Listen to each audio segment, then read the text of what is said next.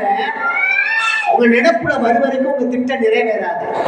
ஒரு சாதிக்கிற ஏதாவது உலகத்துல அப்படின்னு சொன்னா அது எல்லாத்துக்கும் பிரயோஜனம் உள்ள ஒரு சாதனையா இருக்க வேண்டும். புரியுதா? ஹோட்டல் வச்சா எல்லாம் வருவாங்க, டீ கடை வச்சா எல்லாம் வருவாங்க, ஜவுளி கடை வச்சா எல்லாம் வருவாங்க, காய்கறி கடை வச்சா எல்லாம் வருவாங்க, மீன் கடை வச்சா எல்லாம் வருவாங்க. அதெல்லாம் ஒரு சாதனை. ஆனா உலகத்துல பார்க்கும்போது ஒரு பிசினஸா தெரியுது. ஒரு மனுஷன் அதை கொண்டு சாதிக்கிறான், ஒரு சாதனை. இந்த சாதனை நமக்குள்ள என்னைக்கு வருமோ அன்னைக்கு தான் உங்க லைஃப் மாறும். அது வரைக்கும் மாறவே மாறாது. நான் இந்த வருஷம் இருந்த மாதிரி அடுத்த வருஷம் இருப்பேன், அடுத்த வருஷம் இருப்பேன், அடுத்த வருஷம் என் வாழ்க்கை இப்படித்தான் போகணும்னு நினைக்கிற ஒரு காலம் உங்கள் வாழ்க்கையில முன்னேற்றத்தை கொண்டு வராது. ஒரு சாதனை வர வேண்டும். பாருங்க, ஒரு 50 பிள்ளைங்க ஒரு 20 பிள்ளைகளை கிளாஸ்ல உட்கார வச்சு கேட்டா என்ன சொன்ன, நான் பெரிய கலெக்டர் ஆகணும், சாதிக்க சாதிக்க. எப்ப துடிக்குது? 2ஆம் கிளாஸ்ல 3ஆம் கிளாஸ்ல துடிக்குதா? பசங்களை கேட்டா என்ன சொல்லுவாங்க, நான் பெரிய போலீஸ் ஆகணும், ஒரு சாதனை, வெறி வெறி. அப்ப அந்த வெறி மாதிரி ஆண்டவரை நம்ம என்ன செய்யணும்? தேட வேண்டும்.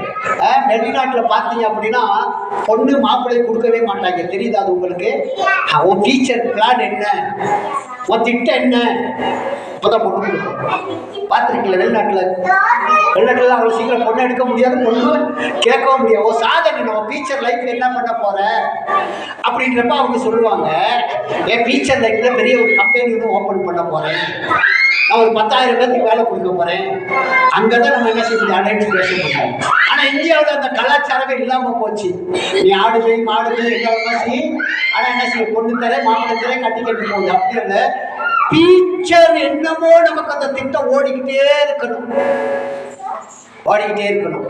டிவில எல்லாம் பாத்தீங்களா, அடுத்த வாரம் ஞாயிற்றுக்கிழமை இல்லை அடுத்த வருஷம் தீபாவளிக்கு இல்லை கிறிஸ்துமஸுக்கு, இப்போ கிறிஸ்துமஸ் வருதுல்ல, கிறிஸ்துமஸ் 25ஆம் தேதி வரும். 25ஆம் தேதி நைட்டு 6 மணிக்கு போடுற படத்தை இப்பே போடுவான் டிவியில். பார்த்துருக்கீங்களா? என்ன சொல்லுவாங்க, வருகின்ற 25ஆம் தேதி கிறிஸ்துமஸை முன்னிட்டு நாங்கள் இப்படி ஒரு திரைப்படம் டிவியில் 6 மணிக்கு போகும். புரியுதா உங்களுக்கு?